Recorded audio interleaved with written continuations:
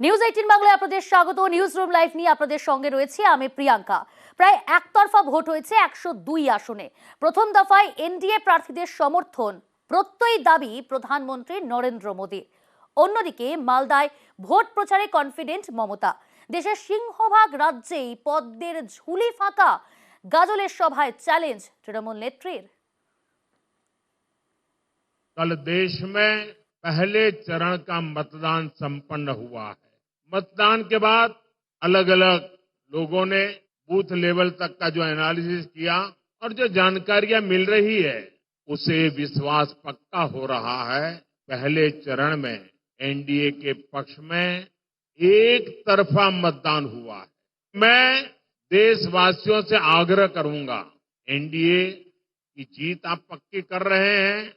मैं सर झुकाकर आपका आभार व्यक्त करता हूं। কাউকে কাউকে ডেকে বলছে, কাউকে বলছে 5 কোটি দেবো, কাউকে বলছে 10 কোটি দেবো। তুই সাইলেন্ট থাক আর ভোটটা আমার হয়ে করে নে, আর না হলে আমি তোকে ইডি ধরবো, সিবিআই ধরবো। আমি বলি তোমরা ক্ষমতায় আসছো না, ধরবে কোত্থেকে? মনে রাখবেন, এই যে সার্ভে দেখানো হচ্ছে এটা বিজেপি তৈরি করা সার্ভে, এটা আসল সার্ভে নয়, এটা মিথ্যে কথা, এটা ভাওতা। আগের বারে সবচেয়ে বেশি সিট পেয়েছিল বিজেপি, আর এবার বলছে ইসবার 400 পার। আগে 200 পার করো, তারপর সাঁতার কাটবে। বাংলায় ভোট নেই, দক্ষিণ ভারতে ভোট নেই, পাঞ্জাবে ভোট নেই, দিল্লিতে ভোট নেই, রাজস্থানে হাফ হাফ হয়ে যাবে, মধ্যপ্রদেশেও তাই হবে, উড়িষ্যাতেও ভোট নেই। ভোটটা আসবে কোথা থেকে? মগের মুল্লুক থেকে। জয় তরজায় বিজেপি তৃণমূল। প্রথম দফার 3 আসনে জয়ের দাবি, 3 আসনেই জয়ের দাবি বিজেপি তৃণমূলের। ভোটের পরেই জয় উদযাপন দুপক্ষের। 3 আসনে বিজয় মিছিল তৃণমূল কংগ্রেসের। কোচবিহারে বাজি ফাটিয়ে মিষ্টি মুখ বিজেপি। রাজ্যের শাসক দল তৃণমূল কংগ্রেস এবং রাজ্যের প্রধান বিরোধী দল বিজেপি একেবারে বিজয় মিছিল করল তৃণমূল কংগ্রেস, অপরদিকে বাজি ফাটিয়ে মিষ্টি মুখ বিজেপি। 3 আসনেই বিজয় মিছিল করেছে তৃণমূল কংগ্রেস, আর কোচবিহারে বাজি ফাটিয়ে মিষ্টি মুখ বিজেপি। ভোটের পরই এই জয় উদযাপন দুপক্ষে। कल जो चुनाव हुआ सभी सीटों में तृणमूल की उम्मीदवार जीतने जा रही है। आने वाला 26 तारीख आपका समय है, एक ही बार मिलेगा, फिर पता नहीं ये लोग देश में अगर जीत गए तो चुनाव करने देगा या नहीं। आपका अधिकार समझने के लिए आपको मौका मिला है 26 तारीख को। আমাদের কাছে সেন্ট্রাল আইবি থেকে শুরু করে সমস্ত রিপোর্ট আমরা খোঁজ খবর পাই, তাতে পরিষ্কার 3-এ 3 বিজেপি 3-এ 3টিতেই জিতছে এবং বিরাট মার্জিনে জিতছে। এমনকি রাজ্য পুলিশের গোয়েন্দা বিভাগ সেই রিপোর্ট রাজ্য সরকারকে দিয়েছে। শুধুমাত্র মিথ্যের জন্য এগুলো করছে, এইভাবে ভোটে যেতে যায় না, বাধা দিয়েও যেতে যাবে না। আর বিজয় মিছিল করে পরের ফেজকে ওটাকে যে প্রভাবিত করার চেষ্টা সেটাও হবে না। শুক্রবার প্রথম দফায় ভোট হয় উত্তরবঙ্গের 3 লোকসভা কেন্দ্র আলিপুরদুয়ার, জলপাইগুড়ি এবং কোচবিহারে। সন্ধে 6টা পর্যন্ত ভোট গ্রহণ। ভোট মিটতেই বেনজির ছবি বাংলায়, জয়ের উদযাপন শুরু। কোথাও বিজয় মিছিল, কোথাও বাজি ফাটিয়ে মিষ্টি মুখ।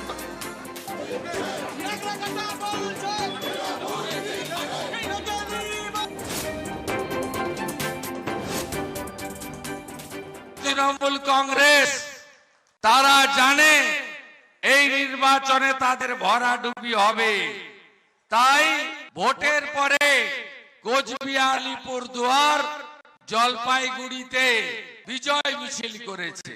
দ্বিগুণের বেশি ভোটে এই 3টে আসনে ভারতীয় জনতা পার্টি জিতে গেছে মানুষের আশীর্বাদে। আমাদের ওটা ছিল একটা স্পন্টেনিয়াস। আমরা সারাদিনের যা ভোটের প্যাটার্ন দেখেছি সেটা আমাদের প্রচারের সুরের সঙ্গে সামঞ্জস্যপূর্ণ ছিল। যে পার্সেন্টেজ অফ ভোট পড়েছে, স্থানীয় নেতৃত্ব আত্মবিশ্বাসী ছিলেন, তাই তারা আগাম বিজয় মিছিলটা করে ফেলেছেন। প্রথম দফার যে ভোট জলপাইগুড়ি, কোচবিহার, আলিপুরদুয়ার তিনটে সিটে তিনটেই তৃণমূল কংগ্রেস বিপুল ভোটে জিততে চলেছে। জলপাইগুড়িতে এবার রায় বনাম রায়। বিজেপির জয়ন্ত রায়ের প্রতিপক্ষ তৃণমূলের নির্মল চন্দ্র রায়। শুক্রবার ভোট মিটতেই প্রার্থীকে নিয়ে বিজয় মিছিল করে তৃণমূল। আর সবার মুখে প্রথমেই দেখি আমি একটা তৃপ্তির হাসি। সারাদিনের যে ভোট গ্রহণ পর্ব যে শেষ হয়ে গেল সেটা প্রমাণিত করে যে আমরা যে আশাবাদী যে কতখানি ছিলাম এবং সেই আশাটা যে পূরণ হতে চলেছে সেটা প্রমাণিত হয়ে একটা হাস্যকর অবস্থার সৃষ্টি করা ছাড়া আর কিছু নয়। তাহলে কাউন্টিং এর কোনো দরকার আছে? ওদের এই স্বপ্ন, এই দিবা স্বপ্নই থেকে যাবে। আলিপুরদুয়ারে তৃণমূলের প্রকাশচিক বড়াইক বনাম বিজেপির মনোজ টিগ্গা।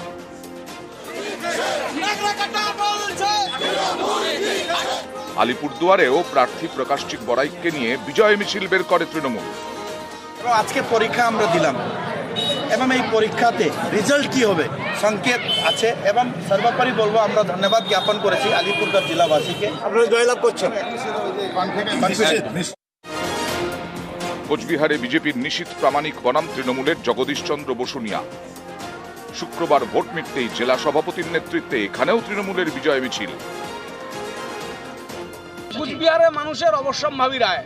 আগেই মানুষের ভাষা বুঝতে হবে, দেওয়ালের লিখন পড়তে জানতে হবে।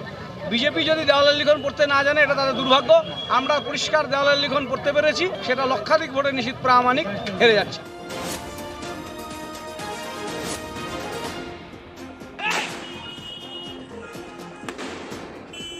কোচবিহারে বিজেপিরও বিজয় উল্লাস। ভোট মিটতেই বিজেপির অফিসের সামনে বাজি ফাটিয়ে চলে মিষ্টি মুখ। প্রামাণিকের যে বিপুল ভোটে জয় হবে সেটা সম্পর্কে আমরা আশাবাদী এবং তার জন্যই এই তাৎক্ষণিক প্রতিক্রিয়াতে আমরা পার্টি অফিসের সামনে মিষ্টি মুখ করছি এবং বাজি পোড়াচ্ছি। ভোট শেষ হতে না হতেই বিজয় উল্লাস। 24-এর ভোটে বেনজির ছবি দেখল বাংলা। অনেকেরই প্রশ্ন, এটা কি বাকি ভোটে চাপ বাড়ানোর কৌশল? নিউজ 18 বাংলা।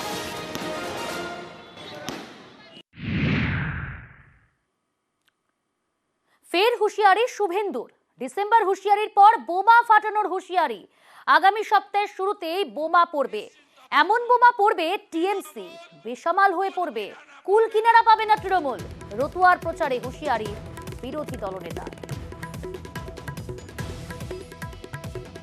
কালকে রবিবার, আগামী সপ্তাহ শুরু হতে চলেছে। আপনারা দেখবেন, আমি বলবো না বিস্তারিত। আগামী সপ্তাহের শুরুতে এমন একটা বোম পড়বে, তৃণমূল বেসামাল হয়ে যাবে। নিশ্চিন্ত থাকুন, তৃণমূল কুল কিরানা পাবে না। সেই ব্যবস্থার দিকে যাচ্ছে, অপেক্ষা করতে থাকুন।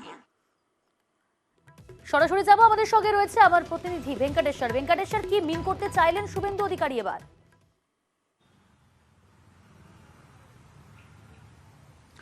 দেখো, লোকসভা নির্বাচনের প্রচারে গিয়ে রাজ্যের বিরোধী দলনেতা শুভেন্দু অধিকারী যে দাবি করলেন তা নিয়ে রাজ্য রাজনীতিতে শোরগোল পড়ে গিয়েছে। তুমি জানো যে গত ডিসেম্বর মাসে শুভেন্দু অধিকারী বলেছিলেন যে 3টি তারিখের কথা উল্লেখ করে বলেছিলেন অপেক্ষা করুন, বড় কিছু হতে চলেছে। কিন্তু আমরা গত ডিসেম্বর মাসে দেখেছিলাম সেই যে 3টে তারিখের কথা উল্লেখ করেছিলেন শুভেন্দু অধিকারী, সেখানে এমন কিছু হয়নি যাতে রাজ্য রাজনীতিতে শোরগোল পড়ে গিয়েছিল।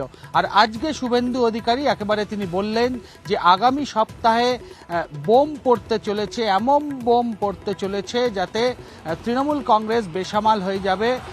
এই বক্তব্য সামনে আনলেন বা এই দাবি করলেন শুভেন্দু অধিকারী।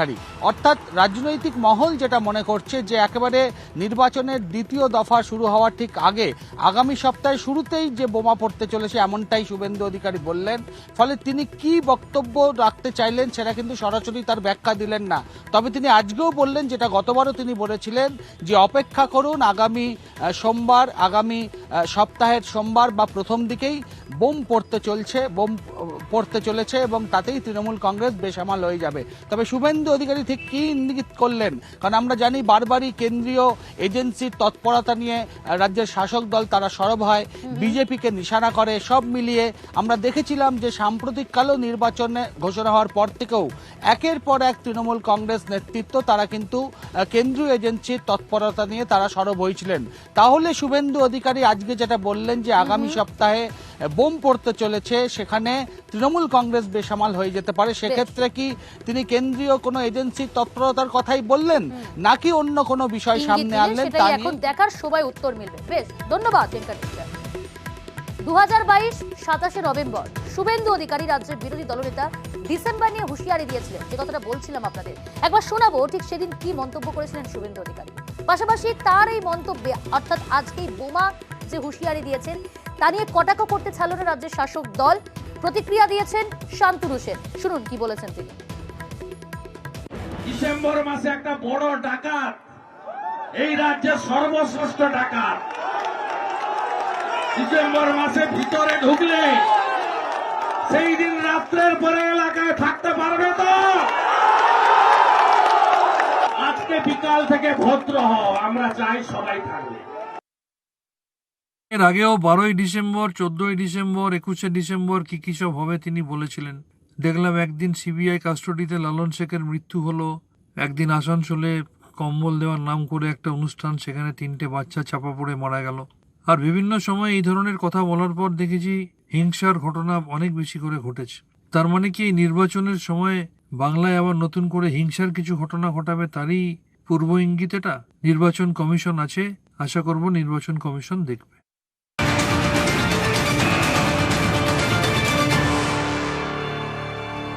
প্রচারে সার্জিক্যাল স্ট্রাইক, প্রচারে গিয়ে সার্জিক্যাল স্ট্রাইকের দাবি। বাংলার মহিলারা সার্জিক্যাল স্ট্রাইক করেছেন, বাংলা বিরোধীদের বিরুদ্ধে সার্জিক্যাল স্ট্রাইক। প্রথম দফার 3 আসনেই সার্জিক্যাল স্ট্রাইক। গোয়ালপুকুরের প্রচারে এমনটা দাবি অভিষেক বন্দ্যোপাধ্যায়। कल पहली चरण का चुनाव था, आपने देखा कुछ बिहार में चुनाव हुआ, अलीपुरद्वार में चुनाव हुआ और जलपाईगुड़ी में चुनाव हुआ। बांग्ला विरोधियों का गढ़ में कल कुछ बिहार, अलीपुरद्वार और जलपाईगुड़ी की मां, भाई, बहनें बंगाल विरोधियों के खिलाफ सर्जिकल स्ट्राइक किया है, इनका गढ़ में घुस के।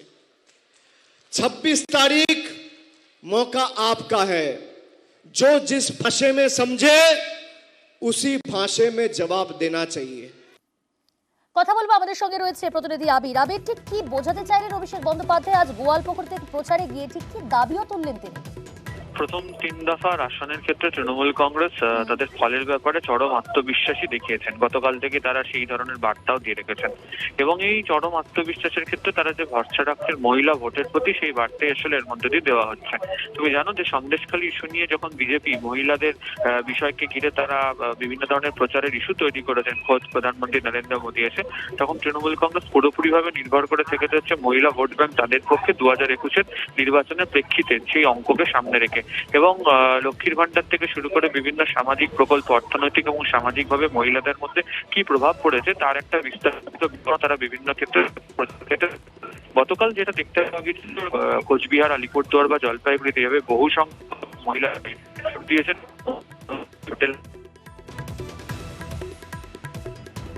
বেশ, ধন্যবাদ আবির।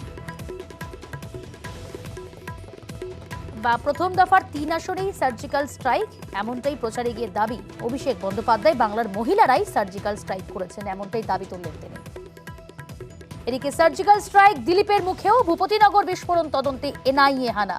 তৃণমূল নেতার গ্রেপ্তারের প্রতিবাদ তৃণমূলের, আক্রান্ত হয় এনআইএ। সেই ঘটনায় কিন্তু সার্জিক্যাল স্ট্রাইকের দাবি তুলেছিলেন দিলীপ ঘোষ। মধ্যরাত্রে হোক আর শেষ রাত্রে হোক, যখন দরকার হবে চোরেদের বাড়িতে ইডি, সিবিআই যাবে, এনআইএ যাবে। যারা রাষ্ট্রদ্রোহী, যারা দেশে বোম বন্দুক নিয়ে কারখানা করছে, বোম ফাটাচ্ছে, মানুষকে মারছে, বিদেশের সঙ্গে হাত মিলিয়েছে, তাদেরকে মাটির তলার থেকে বার করবে এই আমাদের কেন্দ্র সরকার। কেউ বাঁচবে না। যদি পুলওয়ামা হতে পারে, বালাকোট হতে পারে, এখানেও সেরকম তার চেয়েও বড় সার্জিক্যাল স্ট্রাইক হতে পারে। যাদেরকে উনি পুষেছেন, বানিয়েছেন, এইসব ডাকাতদেরকে এক একটা বার করে করে তাদেরকে সাজা দেওয়া হবে। প্রথম দফা শেষ, এবার নজর দ্বিতীয় দফায়। 2 দিনাজপুরে ভোটের উত্তাপ। রায়গঞ্জের সভা থেকেই ফের বাম কংগ্রেসকে তোপ অভিষেকের। 19-এর ভোটে বিজেপির সঙ্গে হাত মিলিয়ে ভোট কেটেছেন মোহাম্মদ সেলিম, দীপা দাস মুন্সি। 24-এ জিতবে তৃণমূলই, এমনটাই দাবি অভিষেকের।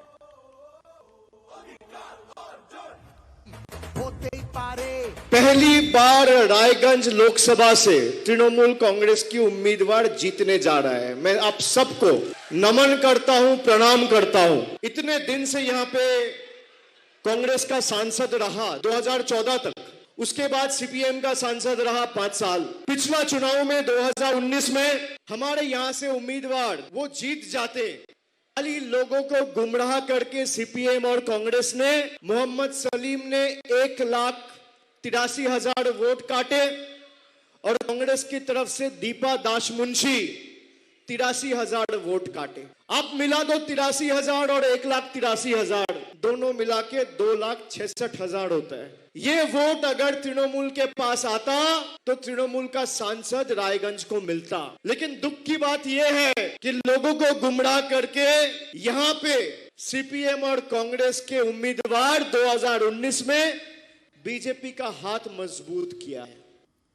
এই মুহূর্তে টেলিফোন লাইনে যোগাযোগ করতে পেরেছি সিপিএম নেতা সুজন চক্রবর্তীর সঙ্গে। সুজন বাবু, নিউজ 18 বাংলায় আপনাকে স্বাগত। সুজন বাবু, রায়গঞ্জের সভা থেকে বাম কংগ্রেসকে তোপ বলছেন, 19-এর ভোটে বিজেপির সঙ্গে হাত মিলিয়ে ভোট কেটেছেন মোহাম্মদ সেলিমরা, কি বলবেন? আপনি তো যা দেখতে পাচ্ছি এখন অভিষেক বোধহয় বুঝে গেছে যে তৃণমূলের হাল খারাপ, এখন সেই কারণে বলছে নাকি যে কংগ্রেসের ভোট যদি তৃণমূল পেত, সিপিএম এর ভোট যদি তৃণমূল পেত তাহলে কখন কি হতো, এত যদি হঠাৎ করতে শুরু করলো কেন? পশ্চিমবাংলায় তৃণমূল এসে তার প্রথম কাজ হয়েছে বিজেপিকে জায়গা করে দেওয়ার জন্য লাল ঝান্ডাকে দুর্মুষ করা। প্রকাশ্যে ঘোষণা করেছিলেন তখন মমতা ব্যানার্জি, শুভেন্দু অধিকারীরা মিলে যে লাল ঝান্ডাকে দুর্মুষ করতে হবে, লাল ঝান্ডা যেন কোথাও দেখা না যায়। লাল ঝান্ডাকে সরিয়ে দিয়ে তৃণমূল একটাই পার্টি রাখতে চেয়েছে, তৃণমূল আর বিজেপি। এ দায় তো তৃণমূলের। আমি তো আবারও বলছি, পশ্চিমবাংলায় যতক্ষণ তৃণমূলের সরকার আসেনি ততক্ষণ পর্যন্ত বিজেপির চিহ্ন কেউ দেখেনি। পঞ্চায়েতে কোনোদিন বিজেপি জেতেনি, মিউনিসিপ্যালিটিতে কোনোদিন জেতেনি বিজেপি। একমাত্র 2019 সালে গোটা ভারতবর্ষের সবচাইতে বেশি গ্রোথ বিজেপির যে রাজ্যে, তার নাম পশ্চিমবাংলা, এবং তার মুখ্যমন্ত্রীর নাম মমতা ব্যানার্জি, সেই মুখ্যমন্ত্রীর ভাইপোর নাম অভিষেক ব্যানার্জি। সব ভুলে গেল, সব ভুলে গেল। আমি বিধানসভায় মুখ্যমন্ত্রীকে সরাসরি বলেছিলাম যে 2016 সালে ভবানীপুরে তৃণমূল কংগ্রেস মুখ্যমন্ত্রী যা ভোট পেয়েছে তার থেকে 25-27 ভোট কমে গেছিল 2019 সালে তৃণমূলের। সে ভোটটা গেল কোথায়? তৃণমূলের যে ভোটটা কমলো কোথায় গেল? হাবড়া, বারুমল্লিক, সবচেয়ে শেয়ার ভোট কমেছে। কার ভোট কোথায় গেছে? তৃণমূল বুঝুক যে তৃণমূল এসে বিজেপিকে আনতে গিয়ে মাইনরি পলিটিক্স বিভাজনের রাজনীতি করেছে এবং মানুষের প্রয়োজনের রাজনীতিকে সরিয়ে দিয়ে ভাগাভাগির রাজনীতি করেছে। আপনারাই এখন তৃণমূলকে বিজেপির সঙ্গে সেটিং এর তত্ত্ব আবার তুলছেন। অসংখ্য ধন্যবাদ সুজন বাবু। কথা বলছিলাম সিপিএম নেতা সুজন চক্রবর্তীর সঙ্গে। এই মুহূর্তে টেলিফোন লাইনে যোগাযোগ করতে পেরেছি কংগ্রেস নেতা সৌম্য আইচ রায়ের সঙ্গে। সৌম্যদা, নিউজ 18 বাংলায় আপনাকে স্বাগত। সৌম্যদা, রায়গঞ্জের সভা থেকে অভিষেক বন্দ্যোপাধ্যায় সরাসরি নিশানা করেছে বাম কংগ্রেসকে একযোগে, বলছে 19-এর ভোটে বিজেপির সঙ্গে হাত মিলিয়ে ভোট কেটেছে দীপা দাস মুন্সিরা, কি বলবেন? গরম পড়েছে তো এখন, মাথা ঠিক নেই, উল্টো পাল্টা বলছেন। ভোট বড় বালাই, আসলে উনি ভুলে গেছেন বোধহয়। আচ্ছা, একটা কথা ওনাকে জিজ্ঞাসা করা যেতে পারতো যে আচ্ছা, গোয়াতে উনি কার হাত শক্ত করেছিলেন, মণিপুরে কার হাত শক্ত করেছেন, ত্রিপুরাতে কাদের ভোট থেকে কাদের হাত শক্ত করেছেন, এই পশ্চিমবাংলা দুজন কোন পিসিমণির সাথে? ভারতবর্ষে পশ্চিমবাংলায় সব পদ্মফুল যেখানে জায়গায় ফুটেছে তাতে জল দিয়ে সব থেকে বেশি কে? তার নাম তৃণমূল কংগ্রেস। এই বাংলায়, এই পশ্চিমবঙ্গে বিজেপি নামক পদ্মফুলকে বৃক্ষে পরিণত করেছে, তার নাম হচ্ছে তৃণমূল কংগ্রেস। আর সেখানে যেখানে 69টা বিল থেকে সামনে করেছে কি? তৃণমূল কংগ্রেস। বেশ, ওনারা জানেন না, লোককে বলতে চান। একেবারে অসংখ্য ধন্যবাদ সৌম্যদা। কথা বলছিলাম কংগ্রেস নেতা সৌম্য আইচ রায়ের সঙ্গে।